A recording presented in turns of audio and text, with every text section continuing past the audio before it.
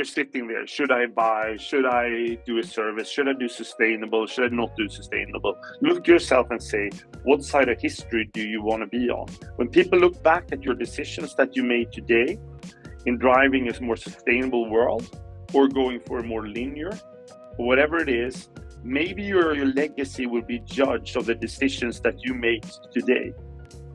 And how will the world look at that if you keep on making decisions that are not environmental friendly? That is what I would urge you, because I hear so many lame excuses today. But what happens if we go back in time and you are judged on the decisions you are made?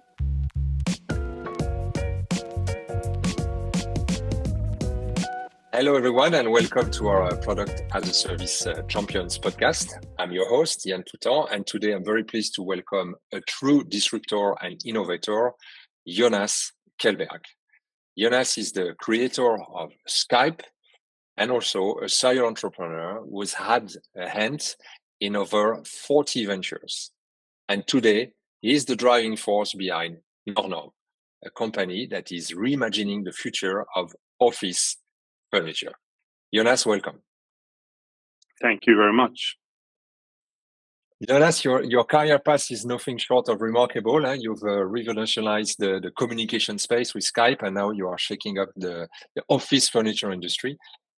What motivates you to dive into this space, and what keeps you excited every day about NORNORM? Well, I think for me, it's about, I love building new companies, and I love, it's challenging the status quo and really rethinking existing models. If someone is making a lot of money, there must be a way to disrupt them by using technology, AI, and rethinking perspectives. And I've also been now spending a lot of time rethinking business model that can also save the planet. How can I contribute in doing something that can really, contribute to a better planet, which was maybe not part of the school books that I read, 30 years ago. So I took more of a pledge to see how can I contribute with my skills to actually build something that actually is net zero positive. And that's what you found with NORNORM. So for our listeners who might be new to the NORNORM experience, could you paint a picture of what you do with NORNORM? Yes, it's very simple. It's basically, if you could stream office furniture, we are it. We're taking more of a tech approach into actually creating furniture as a subscription service where we buy used furniture or we produce with used material, and everything is circulated constantly. So you have a fully flexible, fully solution, no subscription time. Why should you own furniture when it often doesn't drive any kind of value to the company? 98% of companies rent their office. Why should you buy the furniture? 50% of the company at New York Stock Exchange 50 years ago aren't there today, but we still buy furniture that we believe are going to live forever.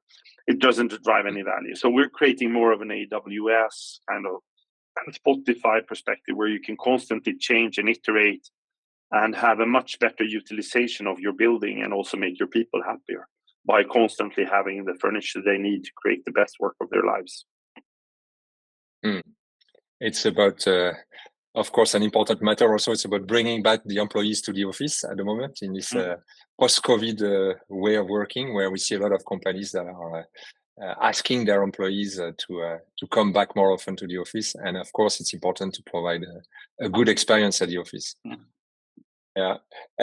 Flexibility, adaptability. So it's central to what NORNORM offers. And of course, hybrid work is here to stay. How do you support businesses that change their office needs all the time? How do you do that precisely, Jonas?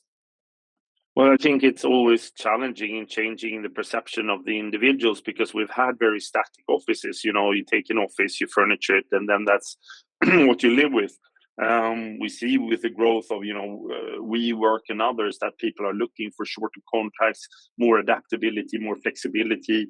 I think COVID has just sped up that. Nobody really knows, sure, we're going to work 2 days in the office, 5 days in the office. If we work in the office, how should it be? It's a trial and error perspective. And I think then also the furniture needs to be adaptable into conforming those different activities that you believe in. Do you want just a cafe with, lounges, or you do focus work? How do you And I think every company is different, so everybody needs a different perspective. But locking yourself in for 10 years with one solution doesn't seem smart in the world today.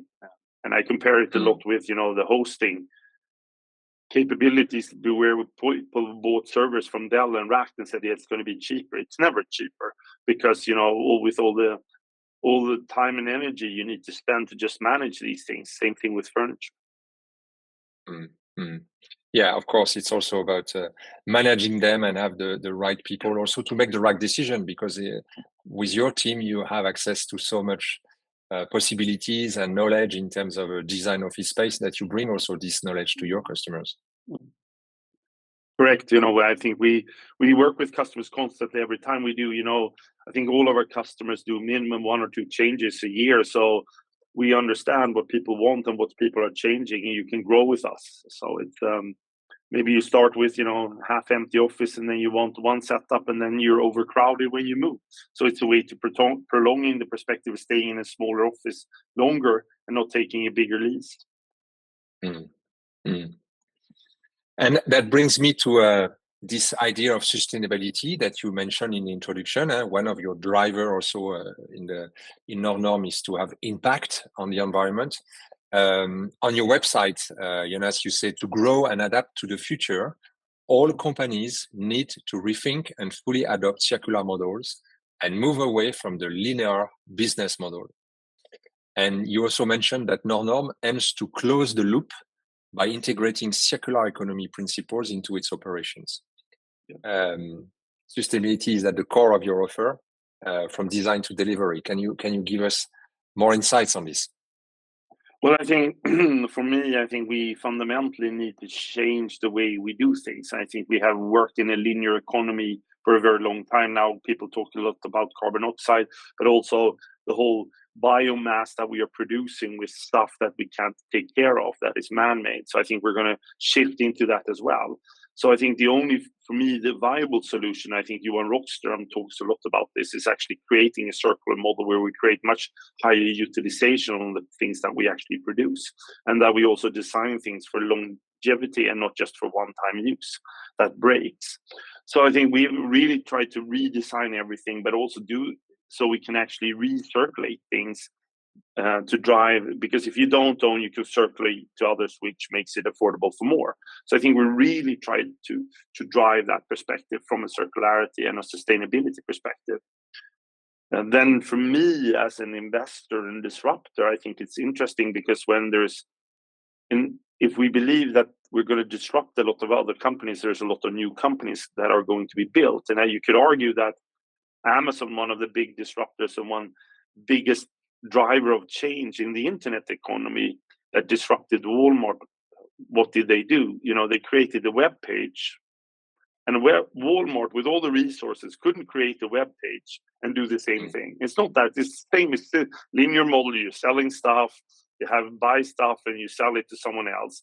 And Amazon becomes one of the largest internet companies and the new companies that the world has ever seen. But it's the same model.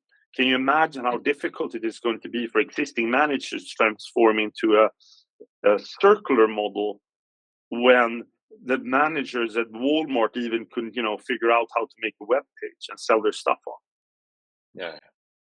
Yeah, good example indeed.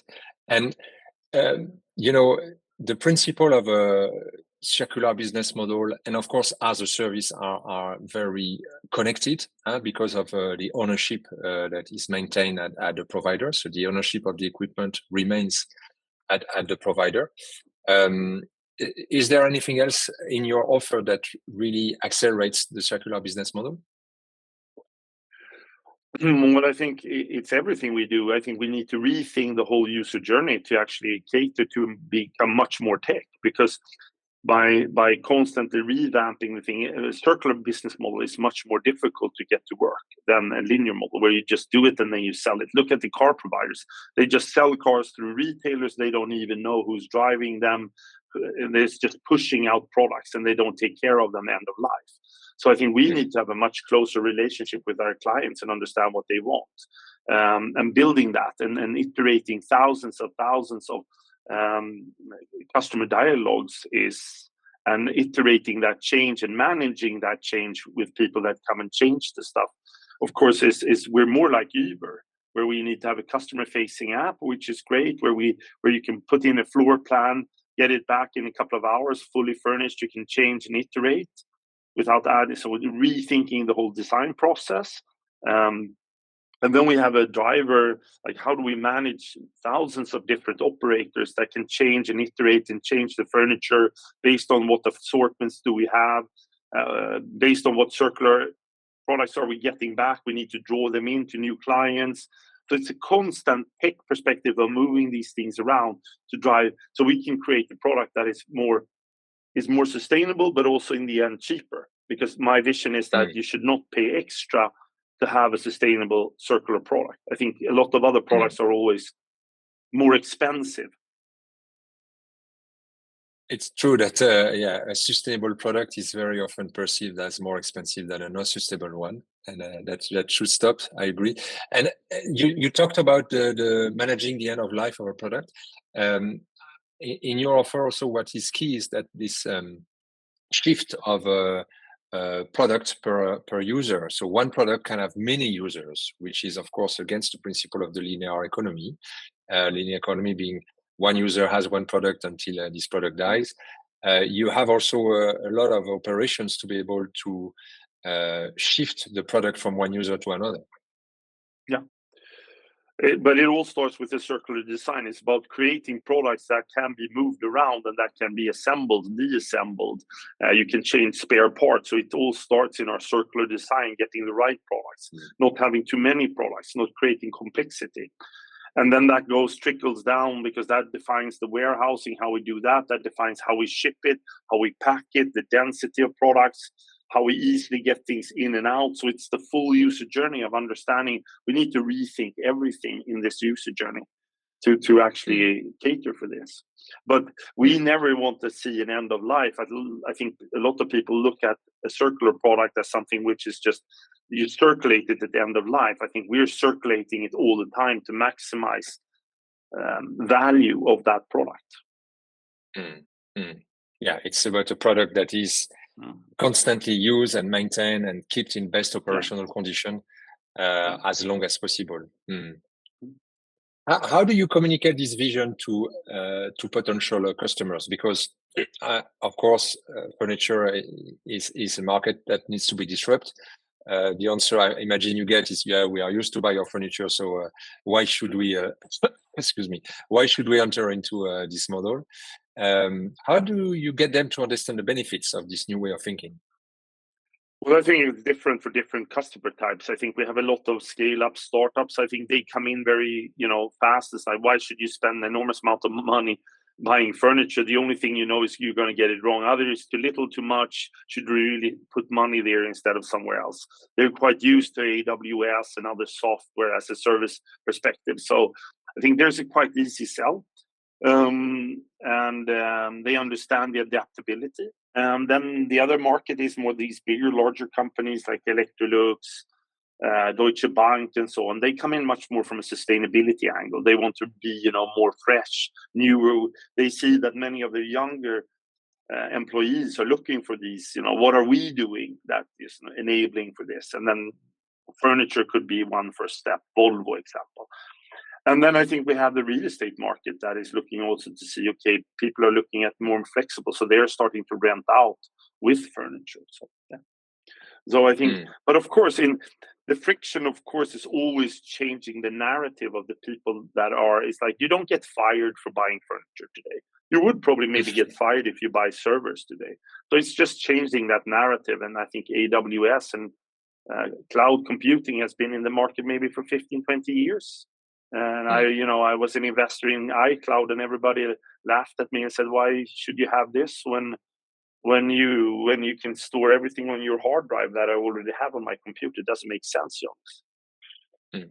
So, but today, you have Google Drive, you have all of this storage perspective and as a service. So I think so it is a change of perception, but of course, it's not for everyone.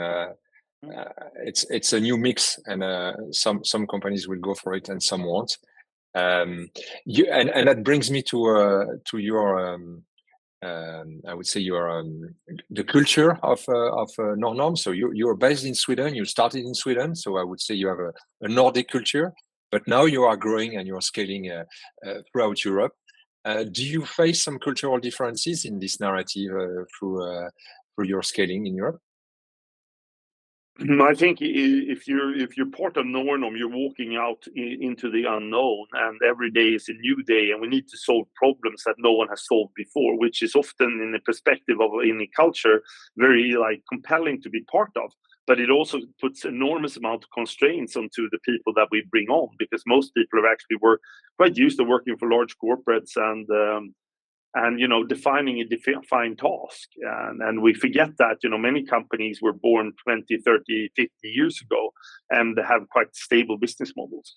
So I think we constantly need to innovate and move our things forward. So I think for me it's a lot about keeping the vision of what do we do for planet and planet boundaries, how can we drive circular economy, do something that is better. But we also need to prove to the capital market is that we can make money, we can do cost out, scaling efficiency. It's we want to really create something that is bigger than Uber. World domination. I remember this discussion we had. That's your ambition. It's more about setting a narrative and having the ambitions of doing that. And I think I'm sometimes just amazed why people don't have higher ambitions when they build companies. And that's a beautiful segue to the ambition of building companies. And of course, with any company development comes the financing and the fuel, the money, the cash to be able to grow the business. And especially the challenges to find investors when you challenge a status quo. So it's not only about selling it to the potential customer, but also to your investors. And in your case, into the as a service landscape of NORNORM, there's a lot of equipment that needs to be financed. Someone has to invest. Someone has to have your equipment on his balance sheet. So that's my question to you. What has been your funding journey like, and what are the tips you can give to other entrepreneurs when it comes to securing the funding of the model? I think we have the luxury, I often say, to have IKEA as board as one of the founding investors, and we're willing to put quite a lot of money behind the idea. We also attracted Carl-Johan Persson, one of the founders of H&M, that also very passionate about sustainability and circularity. So we had a very good start of getting started because it's a big ambition. And then I think we've had enormous amount of challenges of trying to convince banks and others to actually, because I think it's a bigger question, because we're going into the circular economy, we need to finance all of these products. And I think as always, when you create new asset classes, people don't understand there's very limited history. I think if we look forward 30 years, I think you're going to see large infrastructure funds and other come in and believing that this is great asset class. It's, even it's furniture. It could even be clothing that is built. It could be tractors. It could be lawnmowers. It can be a lot of different things that they understand the asset class. But we also need to educate them that these products are built to last and not just built to be broken. So there's a lot of understanding that they would need to go in and see, okay, how are the products built? How's the reusability? Because they're actually investing behind the product and maybe not behind the customer contract, which has been the classical solution before. Using the customer contract as a counterpart, as a security instead of the asset. Yeah, and I think that's how it's been done historically in many services. In leasing, you look at the customer's possibility to pay, right, and you don't give a shit about the product. But if this is going to be interesting, they need to have more product people on board on the banks that could actually go in and say, okay, do we believe that this product can be usable for 10, 15 years? Knowing the product and not and the way it's being used, and not just the creditworthiness of the end customer. And you just mentioned the word leasing, Jonas. How would you compare, maybe compare is not the right word, but how would you separate your offer with the leasing offer? What makes the difference? I think we have nothing in common with the leasing solution. I think the leasing solution is just, it's a linear economy, but it's like it's more defining how do I pay for my stuff as installments. So I think we are a fully circular subscription where you can constantly change and iterate and hand back the stuff. So I think that's the difference. I think a leasing model ends up with you owning it. So it's leasing is a payment plan versus a complete flexible offer that you have indeed. But it's true that we often hear people make the confusion and say, it's just a leasing offer, and it's of course not the case, as we know. Jonas, speaking about expansion, we just touched base a few minutes ago about your growth, and that's remarkable. The expansion to new countries. What's your vision for the future? Where do you see NORNORM in, let's say, in 3 years? Well, I think ambition and vision is one thing, but I think for me, it's more how can I serve every company in the world that would want to have a flexible, sustainable workspace that is better for people and better for planet. And I need to provide that as in many cases as possible. And then it's more about where is the market and how do we do that? But that's the ambition. And how do you plan to achieve this scale? What's the way forward? Is it like multiplying locations in different countries, or going more online? What is your the best journey? But I think we need to tap into the existing infrastructure. So I think we're working a lot with hubs. We need to be there. We need to be part of the thought leadership. We need to be part of the transformation in this perspective. But I think we built a lot of tech that is scalable around the globe. So it's more about how do we move these things between different perspectives. We look a lot at Uber, we Bolt, Delivery Hero, DoorDash, where they're actually looking at how do you build a tech play on moving physical goods around. And of course, IoT is playing a big role today. I can imagine that sensor and data collection from your equipment is crucial in your offer. Yeah, of course. And I think we see, we have a lot of insights. I think there is you could take any design company in the world, but we actually see real time what people are changing when people are not happy with what they like, what they don't like, if they can choose themselves. So I think that data is super interesting. Also, just, insights from these clients, what is a good office? I often joke about that, if you would say that, would you want to have a rude waiter? Do you want to sit in a noisy restaurant? Do you want to sit in the lap of the neighbor next to you? People will say no, but everybody loves a French bistro, and people feel quite uncomfortable in a very big seating with no people and a lot of waiters. So a lot of these things are counterintuitive, and I think a lot of offices has become big monumental quiet churches that people don't thrive in because their momentum of design and vision from people in my age. I think we need to go to the people that, the new workspace, people that are showing up today in the office, that have studied, they've always had a computer in their lap, studying in a sofa, not sitting in a desk in a chair. They nearly don't even know what that is. So it's, but we're so conformed that that's how an office should look like. It's so true. Yeah. If you sit on a sofa with a laptop on your lap, you're not working for our generation.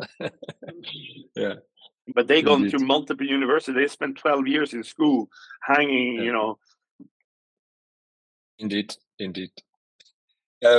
Jonas, to reach towards the conclusion, one or two more questions I have, I'd love to raise for you. So, of course, this journey is not coming without obstacles. What's the biggest challenge you foresee now at NORNORM? Is it scaling on an operational point of view? Is it funding? What's on top of your agenda?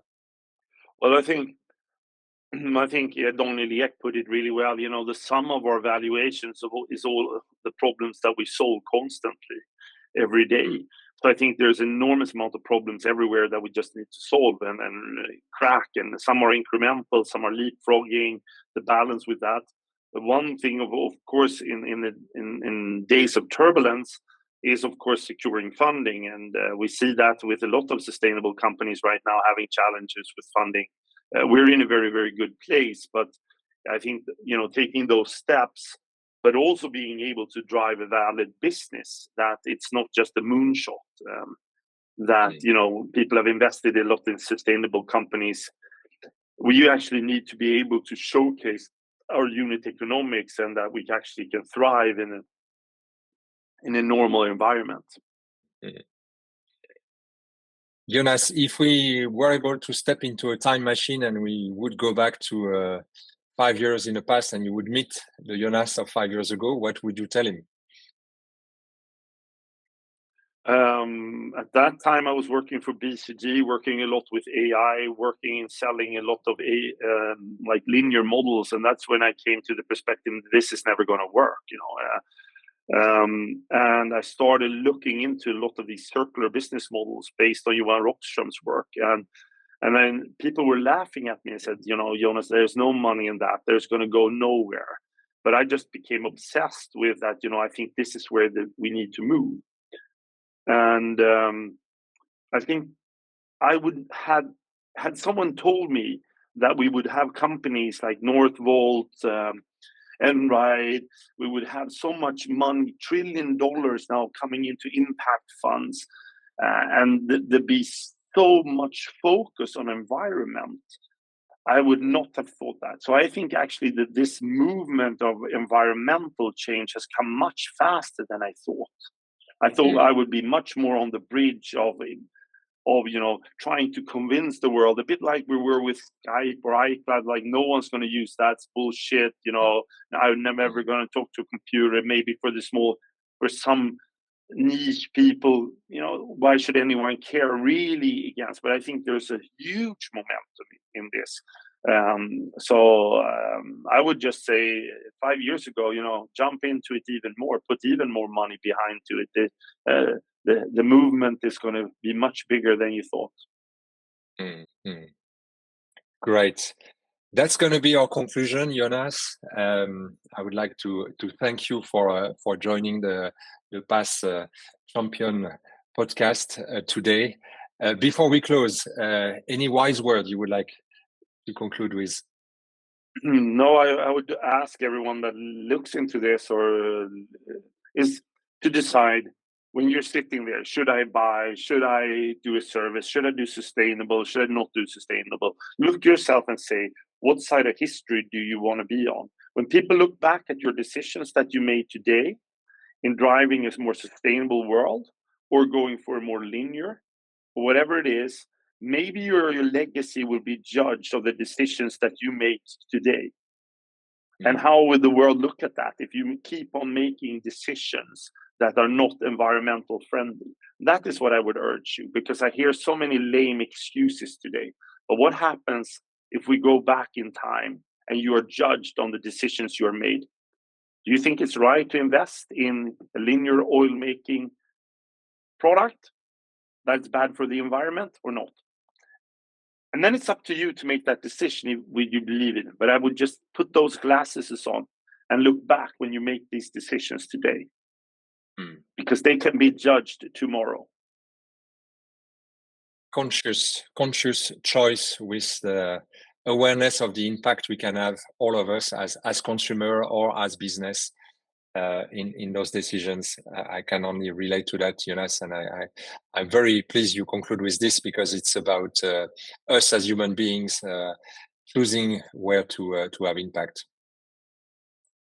Thank you, Jonas, for joining the podcast today, and thank you everyone for tuning in to another episode of the Product as a Champion podcast. If you're curious about NORNORM, or if you want to connect with Jonas, you will find all the details, of course, in the show notes. And if you're thinking about taking your business to the next level with as a service model, of course, head over to our website, blackwinch.eu. Thank you very much, everyone.